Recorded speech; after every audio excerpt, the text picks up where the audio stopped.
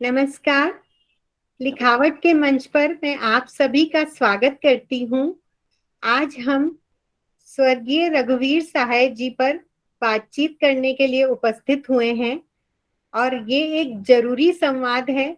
इसलिए मेरा सभी से अनुरोध है कि वे ज्वाइन करें हमें। और लिखावट मंच एक बहुत बड़ा साहित्यिक मंच है, एक विचार है और वो कविता को ही समर्पित है। तो आप सब हमसे जुड़ जाएं। और मैं अपनी एक मूर्ति बनाता हूँ और एक ढहाता हूँ। मैं अपनी एक मूर्ति बनाता हूँ और एक ढहाता हूँ, और आप कहते हैं कि कविता की है। नमस्कार, मैं सोनू यशराज, जयपुर राजस्थान से आप सभी का स्वागत करती हूँ।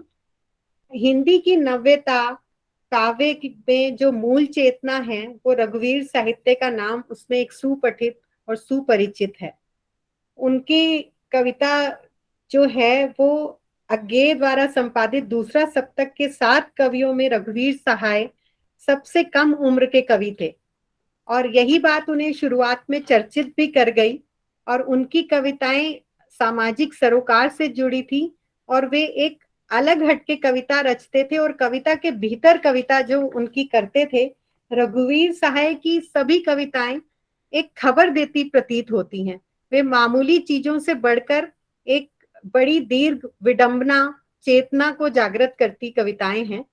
और हमारे सामने आज लिखावट मंच के अध्यक्ष श्री मिथिलेश श्रीवास्तव जी हैं, और प्रसिद्ध सुपरिचित कवि अजामिल सर हैं।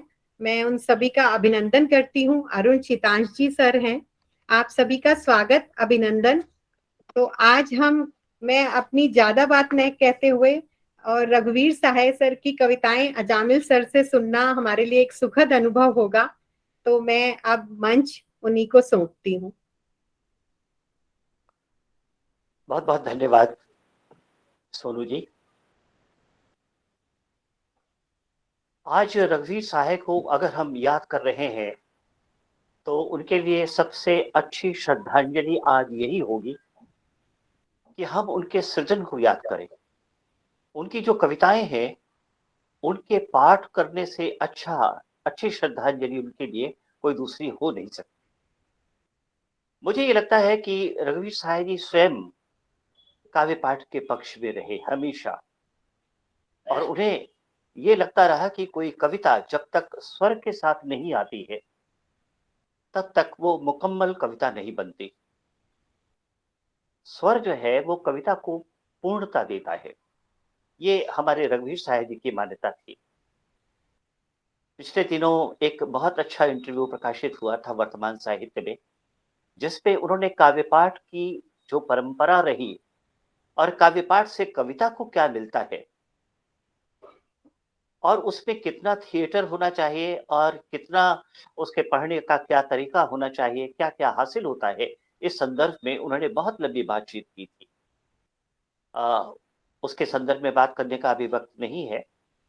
मुझे इस बात की बहुत खुशी है कि मिथिलेश जी ने मुझे ये अवसर दिया कि मैं रघुवीर सहाय जी की कविता का पाठ करूं। एक अलग तरह की कविताएं हैं रघुवीर सहाय जी की, जिसका व्यंग जो है वो मुझे लगता है कि वो अगर निकल कर आ सकता है तो उनके पाठ के द्वारा ही आ सकता है। रघुवीर सहाय जी स्वयं बहुत अच्छा काव्य पाठ करते रहे और उन्हें नेशनल स्कूल ऑफ ड्रामा नई दिल्ली में हमेशा छात्रों से बात करने के लिए आमंत्रित किया जाता था, ताकि वो छात्रों को ये बता सकें कि कविता से का पाठ कैसे किया जाना चाहिए। उनका ये मानना था कि नाटक में जो संवाद है वो भी कविता के बहुत करीब है, और कविता तो नाट्य का हिस्सा है ही, कल्पना का हिस्सा है ही। तो इन दोनों को मिला करके उन्होंने जो बातें हम लोगों को बताई और छात्रों को बताई थी, वो आज भी सोचने के लिए हमें विवश करती है, हमें उत्प्रेरित करती है कि हम उनको उसके बारे में सोचें। तो आइए सुनते हैं रघुवीर सहाय जी की कुछ कविताएं। रघुवीर सहाय जी की कविताओं की विशेषता ये भी है कि उन्होंने बहुत बड़ी कविताएं नहीं लिखी, लंबी कविताएं नहीं लिखी। उन्होंने अपनी छोटी कविताओं में ही बड़ी बात कही और उसको पढ़ते समय अपने पाठकों से ही ये उम्मीद करते रहे वो कि कविता में जो बारीक बात आई है वो स्वर से उन तक पहुंच जाए। तो आइए हम कोशिश करते हैं इस दिशा में।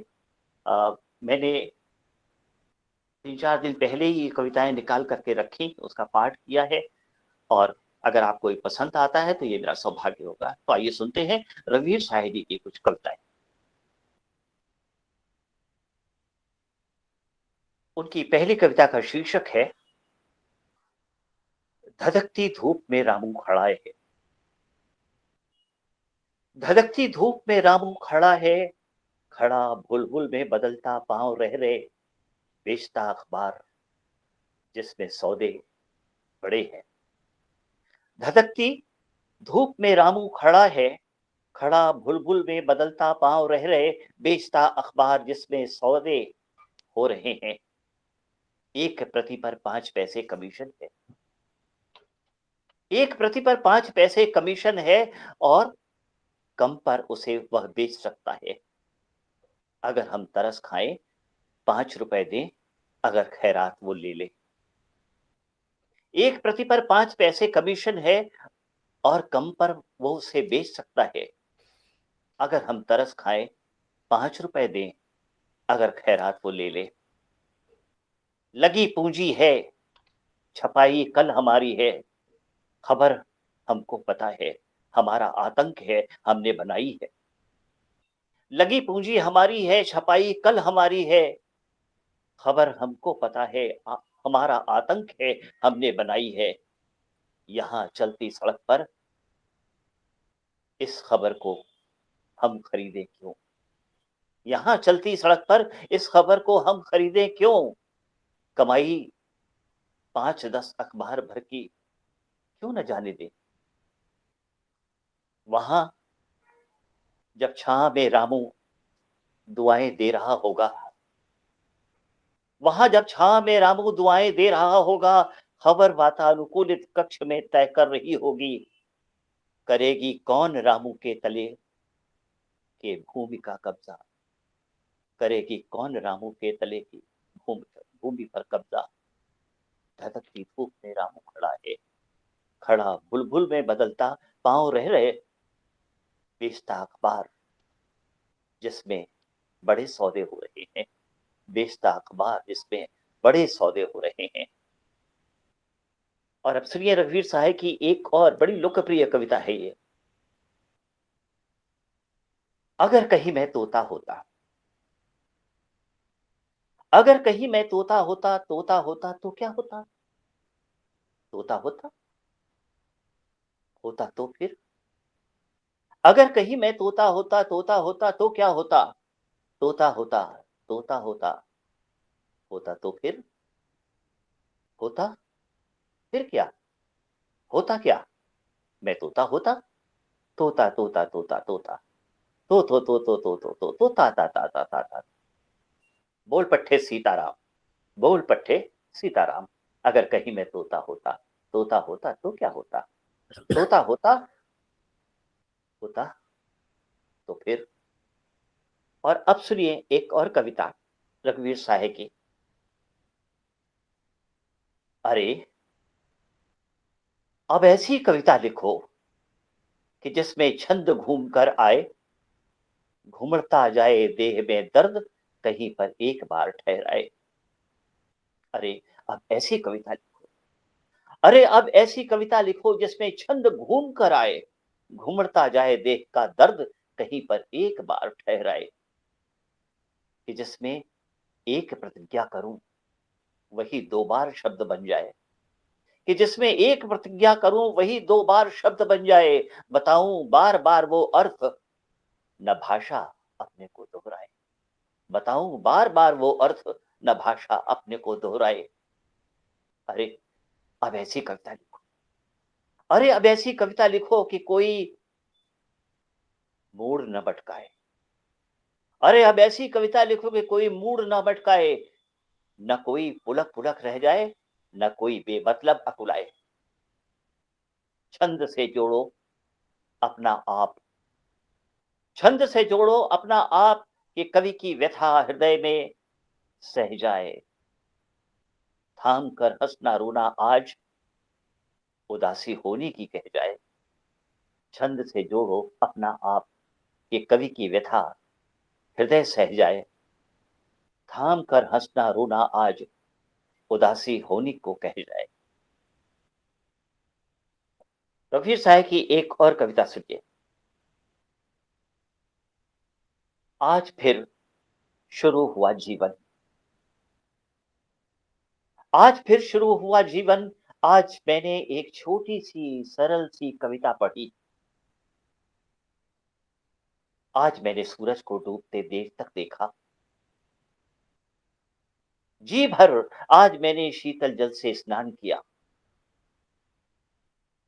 आज एक छोटी सी बच्ची आई, किलक कर मेरे कंधे चढ़ी। आज मैंने आदि से अंत तक पूरा गान किया। आज फिर जीवन शुरू हुआ। आज फिर जीवन शुरू हुआ। आज मैंने एक छोटी सी सरल सी कविता पढ़ी। आज मैंने सूरज को डूबते देर तक देखा।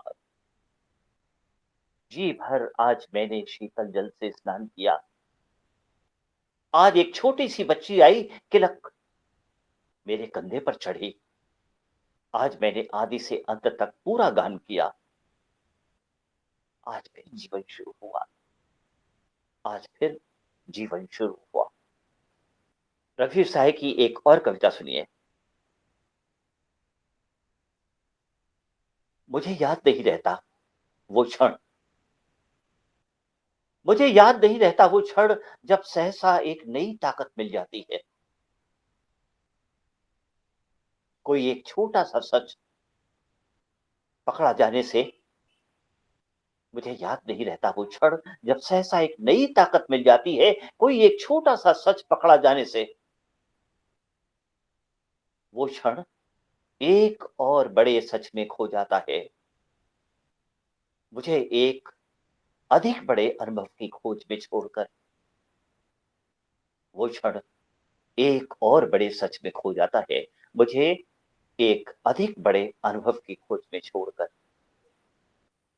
निश्चय ही जो बड़े अनुभव को पाए, बिना सब जानते हैं खुश हैं। निश्चय ही जो बड़े अनुभव को पाए, बिना सब जानते हैं खुश हैं। मैं रोज रोज थकता जाता हूं, और मुझे कोई इच्छा नहीं अपने को बदलने की कीमत इस थकान को देकर चुकाने की। मैं रोज रोज थकता जाता हूं, और मुझे कोई इच्छा नहीं अपने को बदलने की कीमत इस थकान को देकर चुकाने की। इसे मेरे पास ही रहने दो। इसे मेरे पास ही रहने दो। याद ये दिलाएगी कि जब मैं बदलता रहता हूं, एक बदलती हुई हालत का हिस्सा ही होता हूं। अद्वितीय अपने में खुद सर्वमा। इसे मेरे पास ही रहने इसे मेरे पास ही रहने दो। याद यह दिलाएगी कि जब मैं बदलता हूं, एक बदलती हुई हालत का हिस्सा ही होता हूं। अद्वितीय अपने में किंतु सर्वमान्य। हर थका चेहरा तुम गौर से देखना। हर थका चेहरा तुम गौर से देखना। उसमें वो छुपा कहीं होगा कल, और आने वाला कल भी वहीं कहीं होगा। हर थका चेहरा तुम गौर से देखना। हर थका थका चेहरा तुम गौर से देखना। उसमें वो छुपा कहीं होगा वो कल, और आने वाला कल भी वहीं कहीं होगा। और आने वाला कल भी वहीं कहीं होगा। और अब सुनिए रघुवीर साहब की एक और कविता। मुझे नहीं मालूम था कि मेरी युवावस्था के दिनों में भी, यानी आज भी, दृश्य लेख इतना सुंदर हो सकता है। मुझे नहीं मालूम था कि मेरी युवावस्था के दिनों में भी, यानी आज भी, दृश्य लेख इतना सुंदर हो सकता है। शाम को सूरज डूबेगा। दूर मकानों की कतार सुनहरी बूंदियों की झालर बन जाएगी और आकाश रंगारंग होकर हवाई अड्डे के विस्तार पर उतर आएगा। एक खुले मैदान में हवा फिर मुझे गढ़ देगी। एक खुले मैदान में हवा फिर मुझे गढ़ देगी, जिस तरह मौके की मांग हो और मैं उसे दे दिया जाऊंगा। इस विराट नगर को चारों ओर से घेरे हुए बड़े बड़े खुलेपन हैं, अपने में पलटे खाते बदलते शाम के रंग। इस विराट नगर को चारों ओर से घेरे हुए बड़े बड़े खुलेपन हैं, अपने में पलटे खाते बदलते शाम के रंग और आसमान की असली शक्ल। रात में वो ज्यादा गहरा नीला और चांद कुछ ज्यादा चांद के रंग का, पत्तियां गाढ़ी और चौड़ी और बड़े वृक्षों में एक नई खुशबू वाले गुच्छे में सफेद फूल। अंदर लोग जो एक बार जन्म लेकर भाई बहन माँ बच्चे बन चुके हैं, प्यार ने जिन्हें गलाकर उनके अपने सांसों में हमेशा के लिए ढाल दिया है और उनके जीवन के उस अनिवार्य अनुभव की याद उनकी जैसी धातु हो वैसी आवाज उसमें बजा जाती है। अंदर लोग जो एक बार जन्म लेकर भाई बहन माँ बच्चे बन चुके हैं, प्यार ने जिन्हें गलाकर उनके अपने सांचों में हमेशा के लिए ढाल दिया है और जीवन के उस अनिवार्य अनुभव की याद उनकी जैसी धातु वैसी आवाजें उनमें बजा जाती हैं। सुनो, सुनो, बातों का शोर, शोर के बीच एक गूंज जिसे सब दूसरे से छिपाते हैं। कितनी नंगी और कितनी बेलौस, अगर आवाज जीवन का धर्म है, इसलिए बड़ी हुई करतालें बजाते हैं। सुनो, सुनो, बातों का शोर, शोर के बीच एक गूंज है जिसे सब दूसरे से छुपाते हैं। कितनी नंगी और कितनी बेलौस, मगर आवाज जीवन का धर्म है, इसीलिए बड़ी हुई करतालें बजाते हैं। लेकिन मैं, जो कि सिर्फ देखता हूं, तरस नहीं खाता, न चुमकारता, ना क्या हुआ क्या हुआ, न चुमकारता, न क्या हुआ करता हूं। सुनता हूं और दे दिया जाता हूं, सुनता हूं और दे दिया जाता हूं। देखो, देखो, अंधेरा है और अंधेरे में एक खुशबू है किसी फूल की, रोशनी में जो सूख जाती है। एक मैदान है जहां हम, तुम और ये लोग सब लाचार हैं, मैदान के मैदान होने के आगे। एक मैदान है जहां हम, तुम और ये लोग सब लाचार हैं, मैदान के मैदान होने के आगे।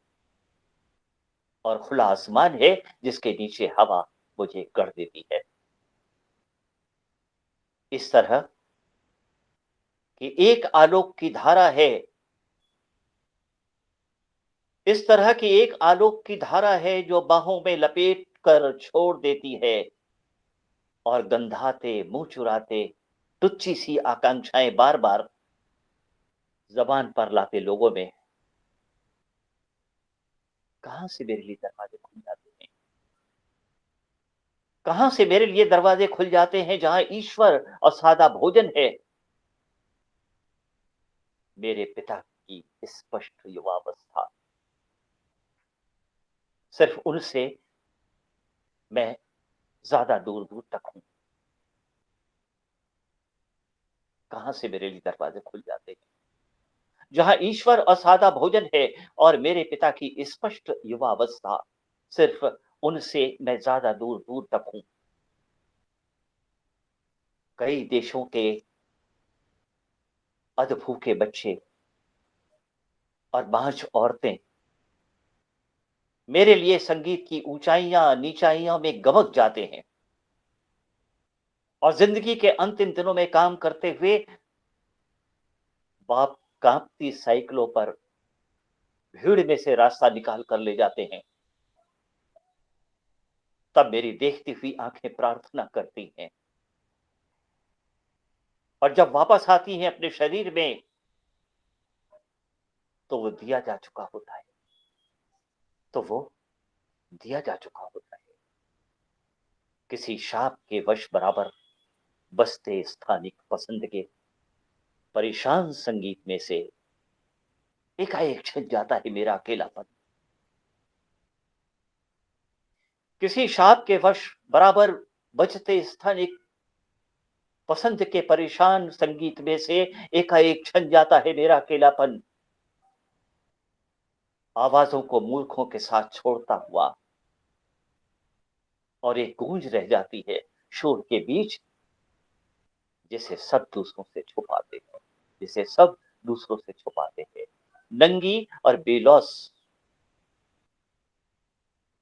और मैं और उसे मैं दे दिया जाता हूं और उसे मैं दे दिया जाता हूं। रघुवीर साहब की एक और कविता सुनिए।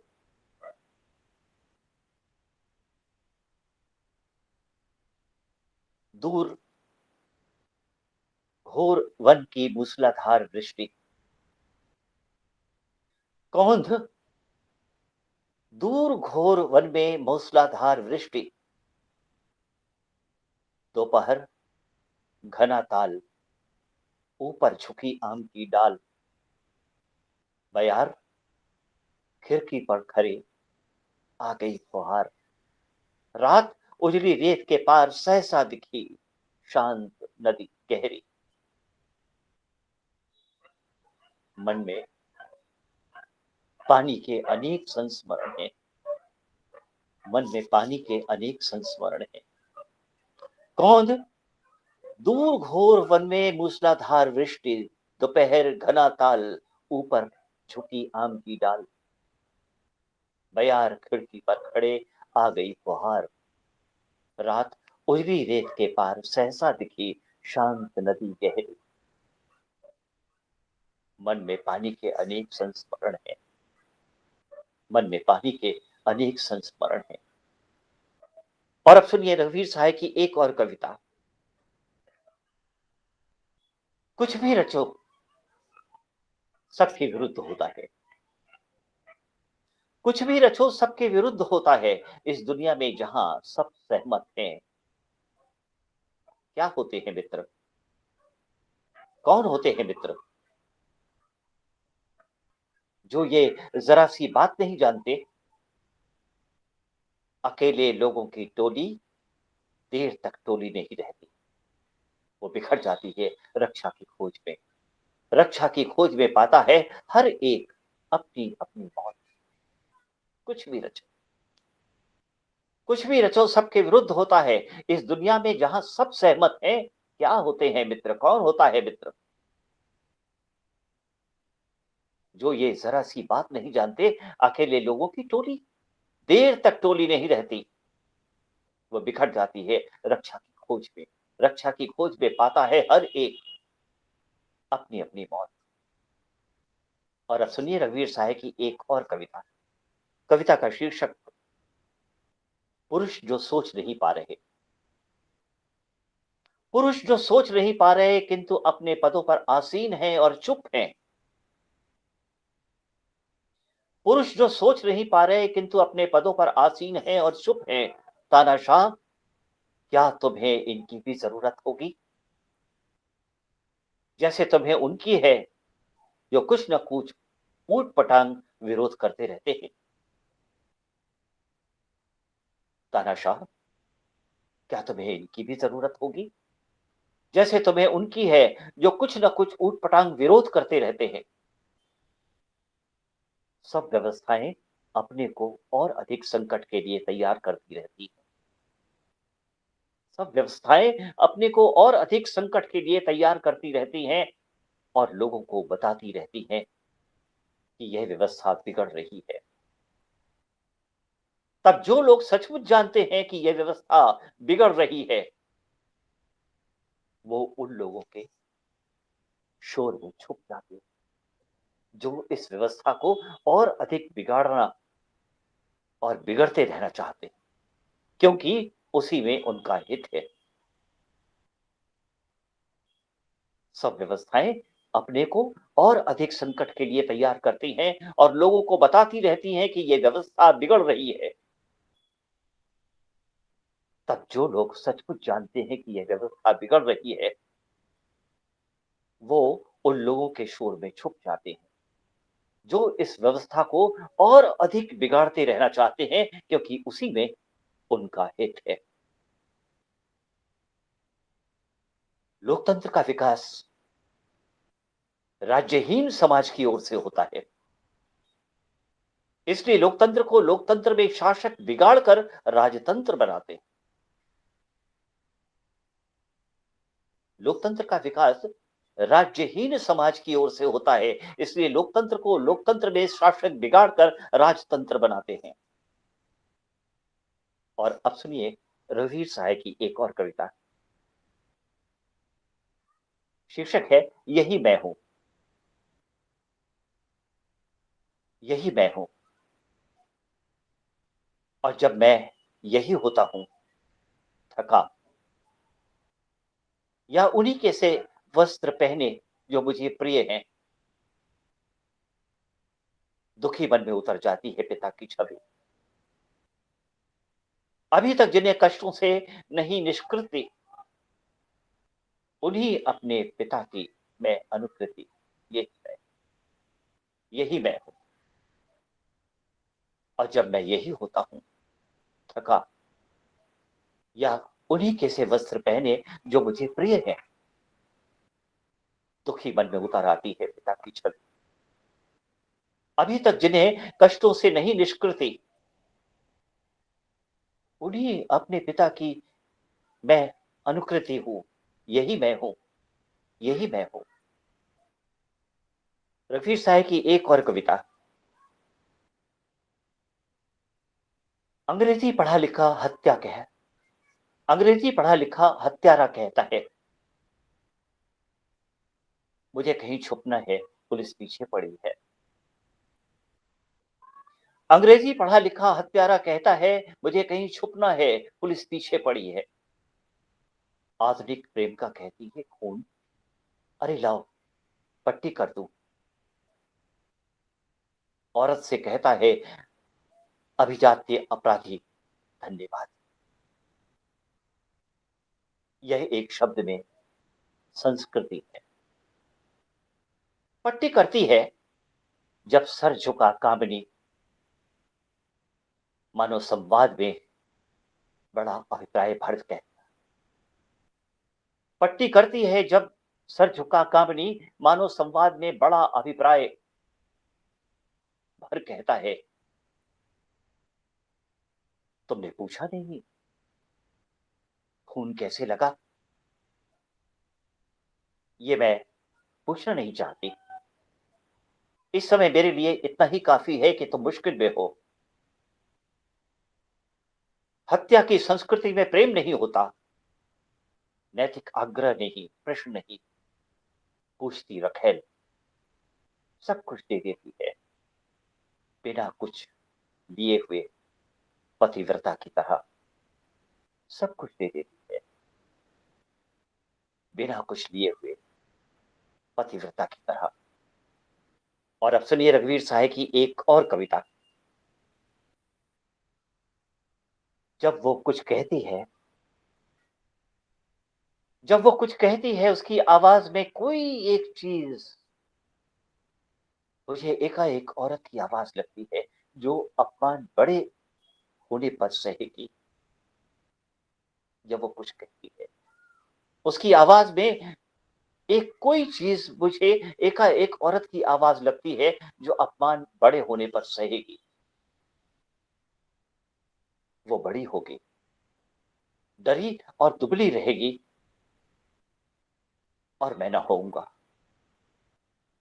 वो किताबें, वो उम्मीदें न होंगी जो उसके बचपन में थी। कविता ना होगी, साहस ना होगा, एक और ही युग होगा जिसमें ताकत ही ताकत होगी और चीख ना होगी। वो बड़ी होगी, डरी होगी, दुबली रहेगी और मैं ना होऊंगा। वो किताबें, वो उम्मीदें ना होंगी जो उसके बचपन में थी। कविता ना होगी, साहस ना होगा, एक और ही युग होगा जिसमें ताकत ही ताकत होगी और चीख ना होगी। लंबी और तगड़ी बेधड़क लड़कियां, धीरज की पुतलियां अपने साहबों को सलाम ठोकते मुसाहिबों को ब्याह कर आ रही होंगी, जा रही होंगी। वो खड़ी लालच से देखती होंगी उनका कद। एक कोठरी होगी और उसमें एक गाना जो खुद गाया नहीं होगा किसी ने, कैदी से छीन कर गाने का हक दे दिया गया होगा। वो गाना कि उसे जब चाहो तब नहीं, जब वो बजे तब सुनो। बार बार एक एक अन्याय के बाद वो बज उठता है। वो सुनती होगी, मेरी याद करती हुई, क्योंकि हम कभी कभी साथ साथ गाते थे। वो सुर में, मैं सुर के आसपास। एक पालना होगा, वो उसे देखेगी और अपने बचपन की यादें आएगी। अपने बच्चे के भविष्य की इच्छा उन दिनों कोई नहीं करता होगा, वो भी ना करेगी। एक पालना होगा, वो उसे देखेगी और अपने बचपन की यादें आएगी।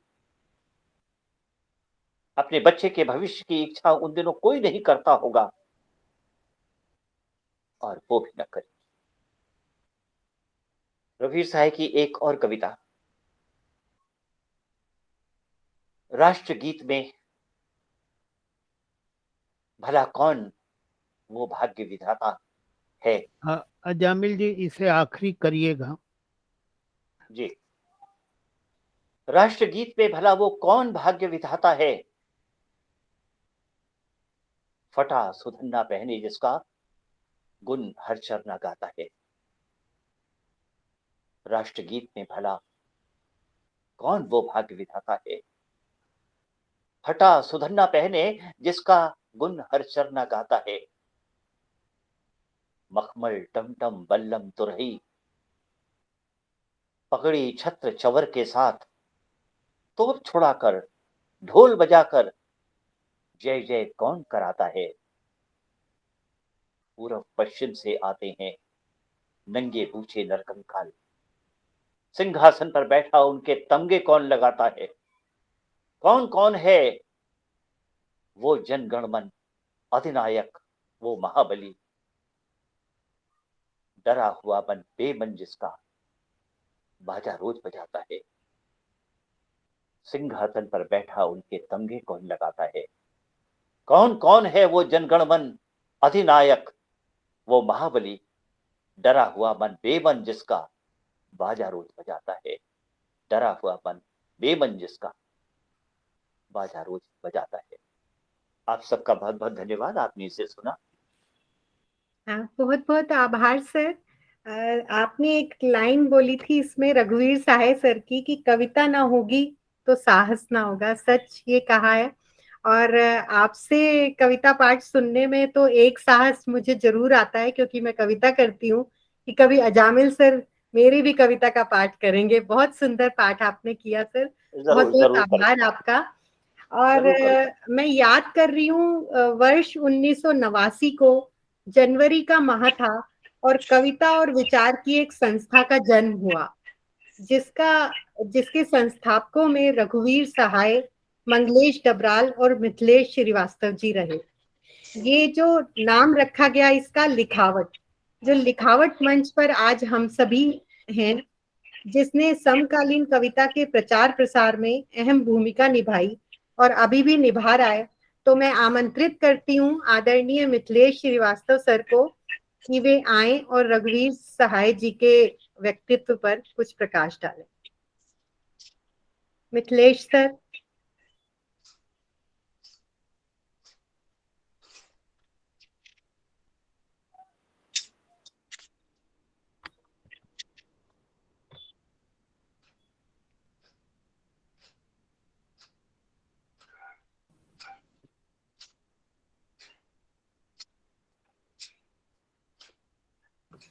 सर आपकी आवाज नहीं आ रही है।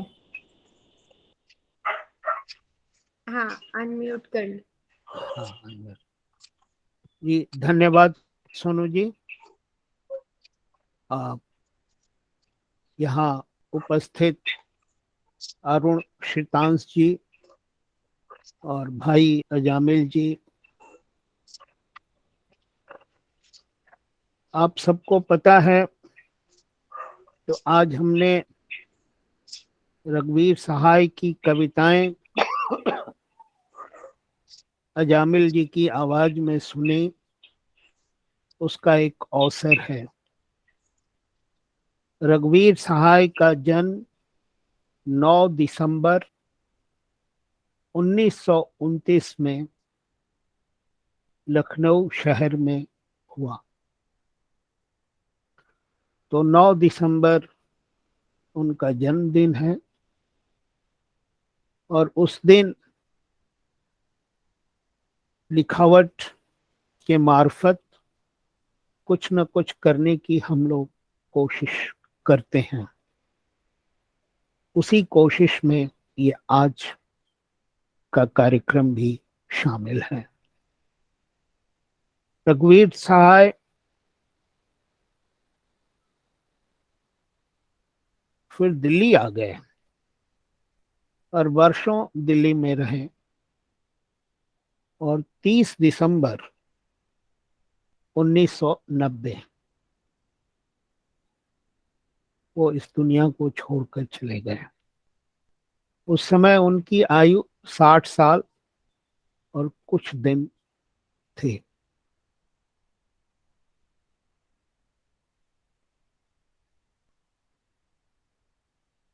कल हमने मंगलेश डबराल पर भी एक कार्यक्रम किया क्योंकि वो उनकी पुण्यतिथि थी।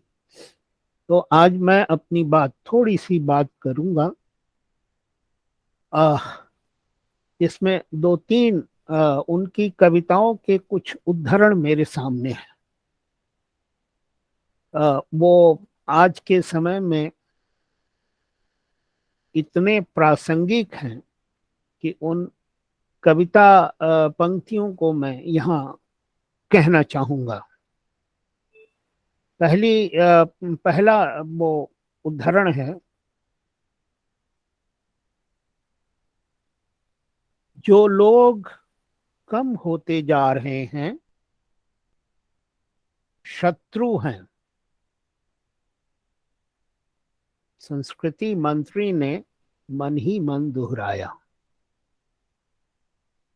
जो लोग जो लोग जो लोग कम होते कम होते कम होते जा रहे,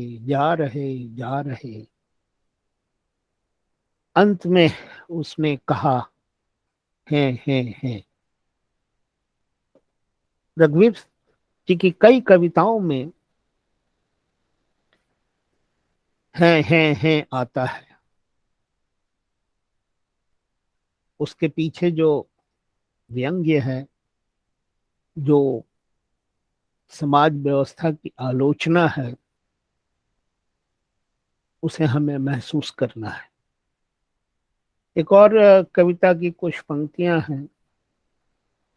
कुछ चेहरों को हम सुंदर क्यों कहते हैं? क्योंकि वे ताकतवर लोगों के चेहरों से 2000 साल से मिलते जुलते चले आते हैं। सुंदर और क्रूर चेहरे मशहूर हैं दूर दूर तक देसी इलाकों में।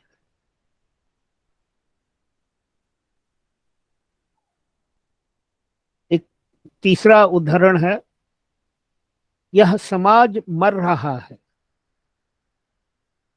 इसका मरना पहचानो मंत्री। देश ही सब कुछ है, धरती का क्षेत्रफल ही सब कुछ है। सिकुड़ कर सिंहासन भर रह जाए तो वह सब कुछ है। राजा ने मन में कहा, जो राजा प्रजा की दुर्बलता नहीं पहचानता, वह अपने देश को नहीं बचा सकता प्रजा के हाथों से। तो ये तीनों उदाहरण जो हैं हमारे समाज में आज जो घटित हो रहा है, वो बिल्कुल उसकी तस्वीर ये उदाहरण हमें दिखाते हैं। रघुवीर सहाय, ये सूचनार्थ है, रघुवीर रचनावली राजकमल प्रकाशन ने करीब 20 साल पहले छापा था। उसके रघुवीर जी के मरने के बाद रघुवीर सहाय पर एक किताब आई, जिसमें आज के हमारे महत्वपूर्ण कवियों ने लंबे लंबे लेख लिखे हैं। वो आधार प्रकाशन ने छापा है, अब पता नहीं अब उपलब्ध है कि नहीं। उसके बाद पंकज चतुर्वेदी ने रघुवीर सहाय पर एक पुस्तिका लिखी है, जो साहित्य अकादमी के लिए वो है। और उसके बाद मुझे नहीं पता है कि उन पर और कितनी किताबें आई, कितने शोध हुए, इसकी सूचना मुझे नहीं है। रघुवीर सहाय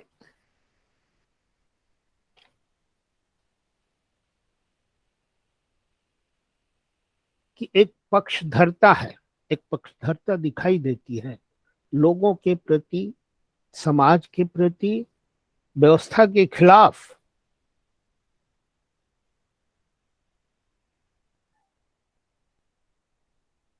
लेकिन उनकी यह प्रतिबद्धता मार्क्सवादी प्रतिबद्धता नहीं है। रघुवीर सहाय ने कभी नहीं कहा कि वो मार्क्सवादी हैं, या उन्होंने कहीं लिखा भी नहीं है कि वे मार्क्सवादी हैं। नामवर सिंह कहते थे कि रघुवीर सहाय भले न कहें कि वो मार्क्सवादी हैं या नहीं हैं, लेकिन काम मार्क्सवादियों का करते हैं। एक प्रतिबद्ध कवि और कवि का जीवन जीने वाले रघुवीर सहाय थे। एक दिव्य दृष्टि उनके पास थी, और वो दृष्टि उनकी कविताओं से छलकती है।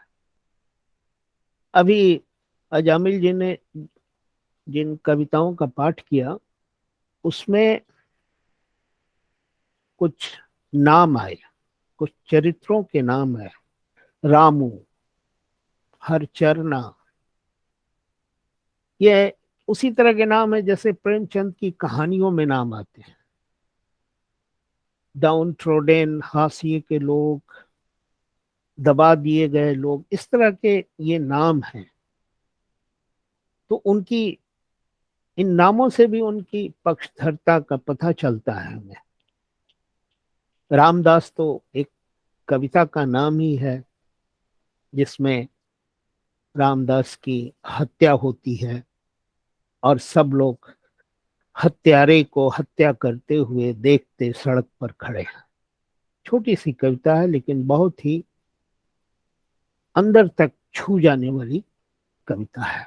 अपनी व्यवस्था पर एक चोट है। रघुवीर सहाय ने 5 कविता संग्रह, उनके 5 कविता संग्रह प्रकाशित हैं, और कहते थे कि ये 5 छलांगे हैं। और सचमुच इन 5 संग्रहों की कविताओं के विश्लेषण से आप पाएंगे कि उन्होंने कितने तरह के प्रयोग किए कविता में। और व्यवस्था विरोध तो उनकी पहली कविता से अंतिम कविता तक फैला हुआ है। उन्होंने कभी समझौता नहीं किया। समझौता का कोई भी स्वर उनकी कविताओं में या उनके उनके गद्य रचनाओं में नहीं मिलता, और न उनके व्यक्तित्व में था। उन्होंने अपनी इस दृष्टि का विस्तार किया दिनमान के माध्यम से। दिनमान एक वीकली साप्ताहिक पत्रिका थी जिसको अगे ने शुरू किया, और वो टाइम्स ऑफ इंडिया समूह की पत्रिका थी। और अगे कुछ महीनों तक काम करने के बाद रघुवीर सहाय को ले आए और उसका संपादक बनाया। दिनमान ने उत्तर भारत में हिंदी प्रदेशों में तहलका मचा दिया। उस समय अंग्रेजी का एक इलस्ट्रेटेड वीकली ऑफ इंडिया पत्रिका होती थी, उसके समकक्ष या उससे भी ऊपर छात्रों में लोकप्रिय वो दिनमान पत्रिका, लोगों में लोकप्रिय, उसकी भाषा और उसमें यथार्थ की खोज, तो उसमें जो उनकी पत्रकारिता की दृष्टि नजर आती है, जो कविता की दृष्टि नजर आती है, वो अलग अलग नहीं है। रघुवीर सहाय कहते हैं कि यथार्थ यथा स्थिति नहीं है, यानी कि स्थितियां बदलती हैं, यथार्थ बदलता है, और एक सजग कवि, एक सजग रचनाकार, एक सजग लेखक, एक सजग पत्रकार को उन बदलती हुई स्थितियों पर निगाह रखनी है, और जहां भी यथार्थ छिपा हो उसको छान के और ले आना है। ये काम उनके समय के दिनमान में जिन लोगों ने काम किया और जिन लोगों ने पत्रकारिता की उनके साथ, उन लोगों का भी कहना है। तो रघुवीर सहाय ने हमें अपने समाज और तानाशाही प्रवृत्तियों के खिलाफ खड़े होने का साहस दिया, तानाशाह प्रवृत्तियों को देखने और समझने की दृष्टि दी, और कविता और पत्रकारिता और गद्य लेखन तीनों में एक मिसाल कायम की। और इस भारतीय समाज के लिए रघुवीर सहाय, उनकी कविताएं बहुत ही जरूरी हैं, और इसलिए उनकी कविताओं का पाठ वाचन होना चाहिए। रघुवीर सहाय कविताओं के पाठ पर बहुत बल देते थे, बल ही नहीं देते थे बल्कि उसकी एक पूरी, जैसे रंगमंच के लिए सिद्धांत हैं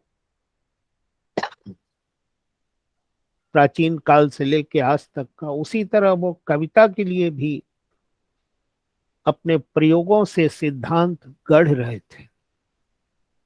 उनके इन प्रयोगों पर अभी यहाँ चर्चा करना मुनासिब नहीं होगा, तो मैं इन्हीं शब्दों के साथ मैं आप सबका आभारी हूँ।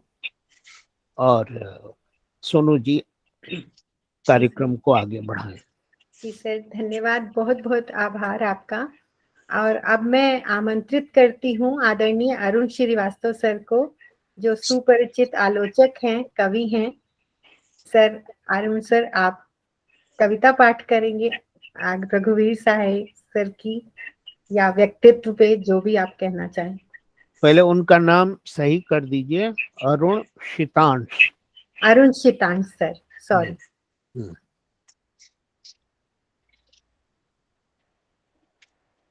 नमस्ते अजामिल सर और सोनू यशराज जी, इस लिखावट मंच के संयोजक, कर्ता धर्ता अध्यक्ष मिथिलेश श्रीवास्तव सर, और इस बीच हरिश्चंद्र पांडे सर जुड़े हुए थे लेकिन वो शायद चले गए।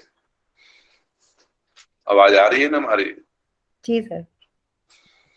तो इतना कुछ कहा गया, इसके बीच में क्या कहूं, थोड़ा सा स्पेस बना हुआ है, लेकिन जो अजामिल सर ने कविताएं पढ़ी उसमें ध्यान से सुन रहा था। लगभग 10 कविताओं का उन्होंने पाठ किया, जिसमें कुछ भी रचो सबके विरुद्ध होता है, यही मैं हूं, वे कहती हैं, या पुरुष जो सोच नहीं पा रहे हैं, राष्ट्रगीत में भला कौन भाग विधाता है। तमाम कविताओं से गुजरते हुए और हमने जो चयन किया है उन कविताओं से रूबरू होते हुए और मिथिलेश श्रीवास्तव सर की बात थोड़ा सा बढ़ाते हुए, चूंकि समय हमारा हो चुका है और कम समय लेते हुए अपनी बात कहने की कोशिश करूंगा। ज्यादा समय लूंगा तो मिथिलेश सर टोकने की कोशिश करिएगा कि समय हो गया है, क्योंकि बोलने में पता नहीं चलता है। तो रघुवीर सहाय के बारे में मिथिलेश सर ने विस्तार पूर्वक जानकारी दी कि 9 दिसंबर 1929 को जन्म हुआ था और उनकी मृत्यु 30 दिसंबर 1990 को दिल्ली में। रघुवीर सहाय एक प्रभावशाली कवि, कथाकार, निबंध लेखक और आलोचक थे। पत्रकार भी थे, जैसा कि मिथिलेश श्रीवास्तव ने चर्चा की। दिनमान की जब अज्ञे ने उनको सौंपा था, वो मैंने पढ़ा है, दिनमान पत्रिका। वो पत्रिका मैं जाकर खरीद के लाता था, बहुत अच्छी पत्रिका थी। और उस समय की उस टक्कर की एक और पत्रिका थी हिंदी में, साप्ताहिक हिंदुस्तान, मृणाल पांडे जी उसके संपादक हुआ करती थी। और इलस्ट्रेटेड वीकली की जहां तक बात आई, उसमें खुशवंत सिंह उसके संपादक मेरे समझ से वो थे। मेरी आवाज आ रही है ना सोनू जी? क्योंकि कुछ लोग दिखाई नहीं दे रहे हैं इसलिए मैं बोल रहा हूँ। रिज्वाइनिंग लिख रहा है इसमें। आवाज आ रही है सर। ओके। तो जब मैं 6th क्लास में था, उस समय साहित्य अकादमी पुरस्कार रघुवीर सहाय को मिला था। लोग भूल गए हैं इस पुस्तक पर, लेकिन उनकी अन्य जो पुस्तकें हैं, हंसो हंसो जल्दी हंसो, सुनियो पर धो, तो काफी चर्चित रहे। उन कृतियों और विषयों को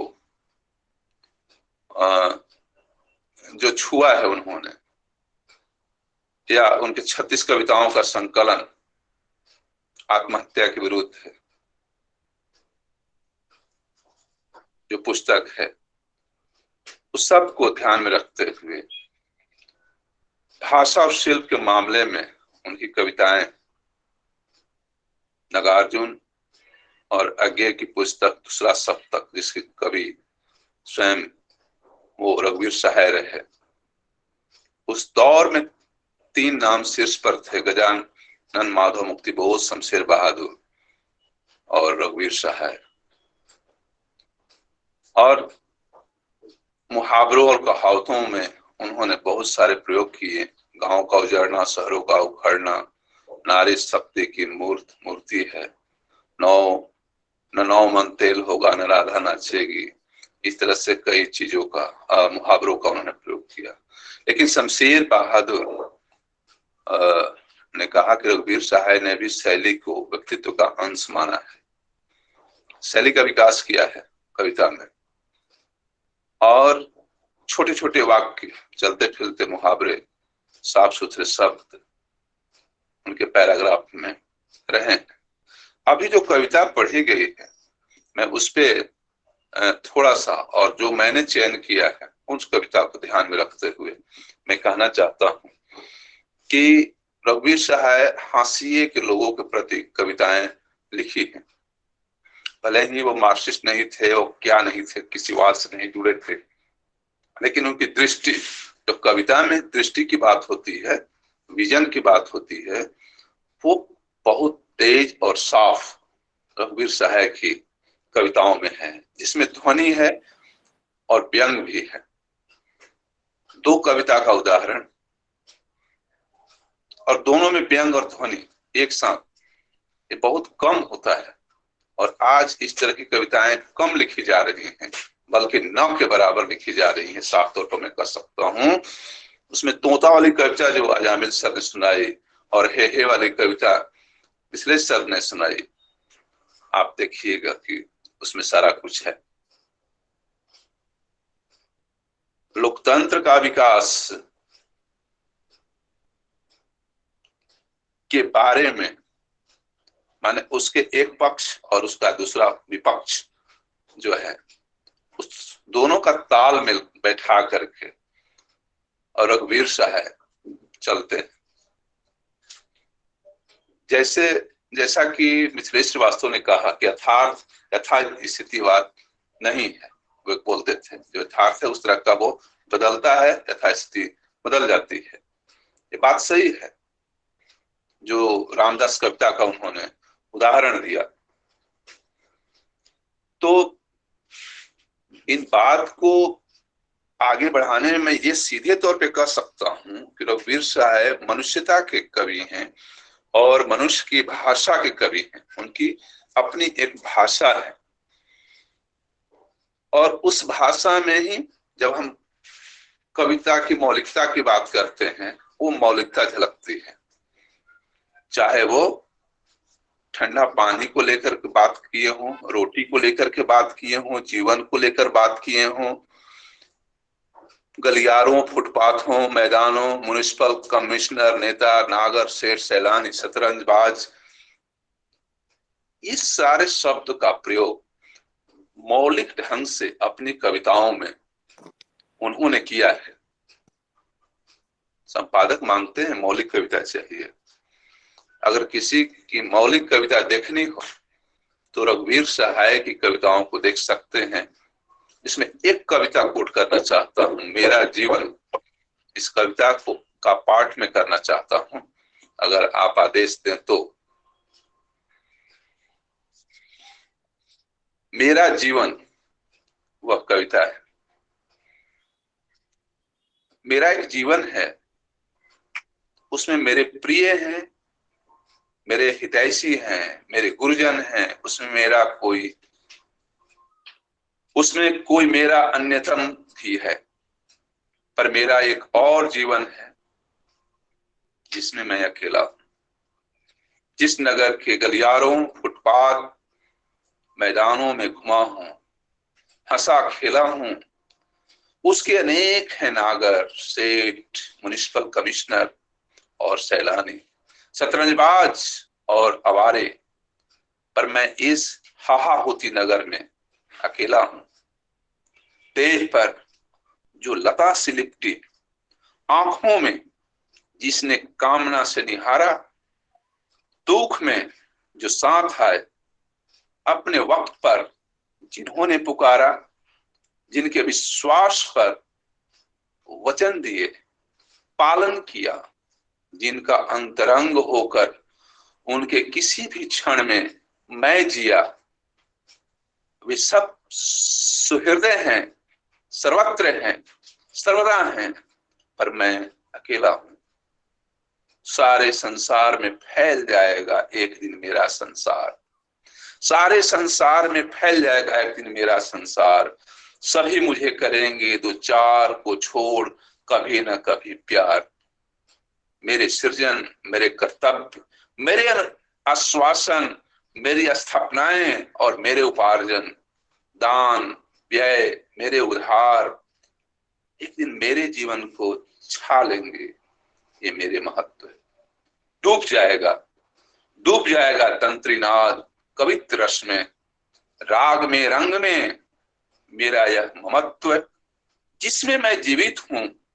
मुझे परितप को तब आकर वरेगी मृत्यु, मैं प्रतिकृति हूं, पर मैं फिर भी जीऊंगा, इस नगरी में रहूंगा, रूखी रोटी खाऊंगा, ठंडा पानी पीऊंगा, क्योंकि मेरा एक और जीवन है, उसमें मैं अकेला हूं, अकेला हूं, अकेला हूं।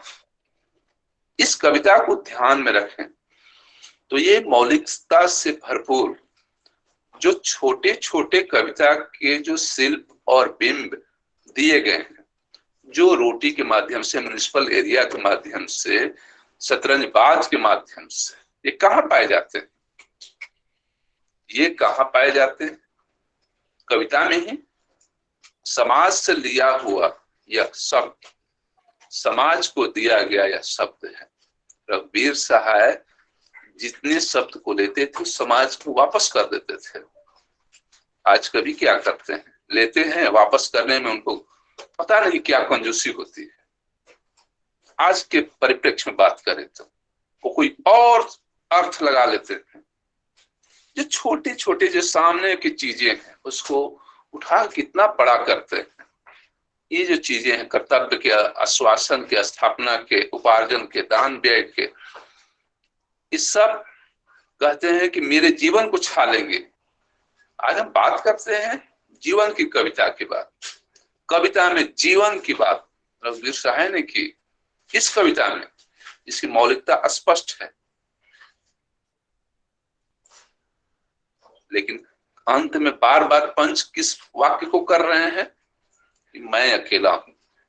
यानी एक कवि में हजारों कवि, हजारों आदमी हैं, हजारों समाज है। तो उस समाज से जो लिया गया शब्द है, भाव है, उसको वो लौटाते हुए कहते हैं कि मैं अकेला हूं। दरअसल वो अकेले नहीं हैं। जब समाज के बीच हैं और उनकी बातों को चर्चा कर रहे हैं, जिसमें म्युनिसिपल है और कवित रस है, राग में, रंग में है, और रूखी रोटी है, सूखी रोटी है, ठंडा पानी है, और म्युनिसिपल एरिया है, शतरंजबाज है, सब तो आम लोग दिखाई देते हैं, आम शहर गांव में दिखाई देते हैं। तो अकेले कैसे हैं? फिर भी वो बोलते हैं, देखते हैं कि जो मैं देख रहा हूं उसे तुम भी देखो, जो मैं सोच रहा हूं तुम भी सोचो।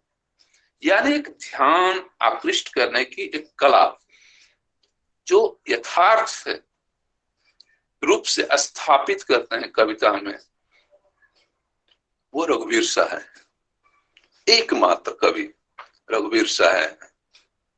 इसके ठीक बाद एक कविता है मेरी स्त्री। अब इसमें विडंबना, संयोग और उसमें जीवन का एक द्वंद्व भी है और प्रेम का एक आलोड़न भी कर सकते हैं, उसमें है, देखने का एक नजरिया भी है। जिसमें वो कहते हैं मेरी स्त्री। प्यारे दर्शकों यानी पाठकों को कहते हैं, प्यारे पाठकों नहीं कहते हैं, दर्शकों। पहला ही शब्द है मेरे के बाद, प्यारे के बाद दर्शकों, यानी देखो, सुनो, पढ़ो। प्यारे दर्शकों, यह जो स्त्री आप देखते हैं सो मेरी स्त्री है। इसकी मुझसे प्रीति है, पर यह भी मेरे लिए एक विडंबना है, क्योंकि मुझे इसकी प्रीति इतनी प्यारी नहीं जितनी वह मानती है कि है। यह सुंदर है, मनोहारी नहीं, मधुर है पर मतवाली नहीं, फुर्तीली है पर चपला नहीं, और बुद्धिमती है पर चंचला नहीं। देखो, यही मेरी स्त्री है और इसी के संग मेरा इतना जीवन बीता है, इसी के संग मेरा जीवन बीता है, और इसी के कारण अभी तक मैं सुखी था। सच पूछिए तो कोई बहुत सुखी नहीं था, पर दुखिया राजा ने देखा कि मैं सुखी हूं, सो उसने मन में ठाने कि मेरे सुख का कारण न रहे तो मैं सुखी न रहूं। उसका आदेश है कि मैं इसकी हत्या कर उसको मिटा डालूं। यह निर्दोष है, अनजान भी। यह नहीं जानती कि इसका जीवन अब और अधिक नहीं। देखो कितने उत्साह से मेरी ओर आती है। एक राजा और ये तंत्र, लोकतंत्र, प्रजातंत्र के बीच एक स्त्री फंसी हुई है, वो पेंडुलम की तरह डोल रही है, लेकिन रघुवीर सहाय देखते हैं उसे स्पष्ट तरीके से, जिससे प्रीति है, प्रेम है, उसकी नजर उस स्त्री पर नजर किसी और की है। तो आज भी दिखाई देता है। इसीलिए हम बोलते हैं कि रचना हमेशा प्रासंगिक बनी रहती है। रचनाकार दूरदृष्टि की बात करता है, सोचता है। रघुवीर जैसे कद्दावर बड़े कवि पर बोलना छोटी मुंह बड़ी बात होगी। वे जीवन को जीने की कला सिखाते हैं और कहते हैं ये जो विस्थापन है समाज का, ये जो द्वंद्व है समाज का, ये जो चरित्र है समाज का, ये जो स्त्री है जिससे पृथ्वी सुंदर लग रही है, फुर्तीली है, जिसको सब देखना चाहते हैं, जो सुंदर दिखाई देता है, फिर उसमें अवरुद्ध क्यों? प्रश्नसूचक का चिन्ह है। इसके लिए पाठक को वो अपनी जगह देते हैं, स्पेस बनाते हैं। लगता है मैं ज्यादा समय ले लिया, 10 मिनट से ज्यादा, और मैं बोलता ही रह जाऊंगा, इसलिए आज सिर्फ इतना है, क्योंकि बहुत बातें हैं। मैं सिर्फ एक छोटी नहीं 2 छोटी कविता में पढ़ूंगा, उसके बाद बात खत्म कर दूंगा। मैं विश्लेषण नहीं करूंगा, सिर्फ पढ़कर छोड़ दूंगा। मेरे अनुभव, कितने अनुभवों की स्मृतियां ये किशोर मुंह जोखते हैं सुनने को, पर मैं याद कर पाता हूं तो बताते हुए डरता हूं कि कहीं उनके पद से भटका न दूं। मुझे बताना चाहिए वह सब जो मैंने जीवन में देखा, समझा, परंतु बहुत होशियारी के साथ मैं उन्हें अपने जैसा बनने से बचाना चाहता हूं। कितने अनुभवों की स्मृतियां एक किशोर मुंह जोखते हैं सुनने को। एक कविता है बौर, एकदम छोटी कविता। नीम में बौर आया, इसकी एक सहज गंध होती है, मन को खोल देती है गंध वह, जब मति मंद होती है। प्राणों ने एक और सुख का परिचय दिया। जब ये कविता पढ़ रहा था तो मुझे गांव में नीम का पेड़ जहां हम लोग खेलते थे, उसका गंध मीठा और थोड़ा खट्टा और एक अजीब तरह से गंध आता था। अच्छा लगता था, खाने में तो अच्छा नहीं लगता था, कड़वा लगता था। नीम का फल जो होता है, बीज जिसे तेल बनता है। ये कविता मुझे वहां ले गई, अपनी स्मृतियों में ले गई बचपन की। तो बात इतनी ही, कुछ गलती हो गई हो तो क्षमा। शुक्रिया। शुक्रिया सर, बहुत बहुत आभार आपका। और रघुवीर सहाय सर पर एक मंच पे 1 घंटे में नहीं समेटा जा सकता। उनका बहुत कविताओं का विराट फलक है।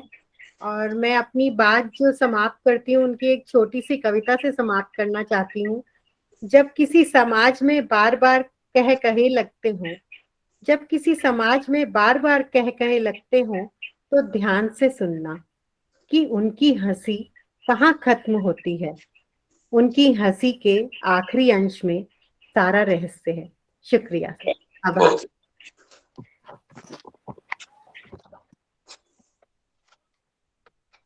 मिथिलेश सर कहाँ चले गए? जी सर, धन्यवाद ज्ञापन कर दीजिए, इस बार समाप्त करने की घोषणा करिए, तब तो हम लोग जाएं। हाँ, मैं सोनू जी का, सोनू यशराज जी का, प्रजामिल जी का, अरुण शीतांश का और लिखावट के लोगों का मैं आभार व्यक्त करता हूँ। हम लोगों ने रघुवीर सहाय को उनकी कविताओं के मार्फत, अपनी टिप्पणियों के मार्फत, इस प्रोग्राम के मार्फत हमने याद किया। वे ऐसे कवि नहीं हैं जो साल में एक बार याद किए जाए। हमें उनको बराबर याद करना चाहिए, उनकी कविताएं लोगों तक पहुंचे। दरअसल हम सब लोग लिखने वाले लोग हैं, कविता के जीवन जीते हैं, तो हमारी जो जिम्मेवारियां हैं उनमें एक जिम्मेवारी यह भी शामिल है, इस धरती पर हमने जिसको काम करते देखा उसे याद करें, लोगों तक पहुंचाएं, उनकी बातों को, उनकी कविताओं को, उनके अनुभव को। तो मैं इन्हीं शब्दों के साथ आज की इस गोष्ठी को खत्म करता हूँ, समाप्त करता हूँ। और ये पूरी रिकॉर्डिंग YouTube पर उपलब्ध रहेगा, जिसे लोग धीरे धीरे सुनते हैं और सुनेंगे। मैं सबका आभार व्यक्त करता हूँ। आभार। नमस्ते। नमस्ते आजाद सर, मिथिलेश सर।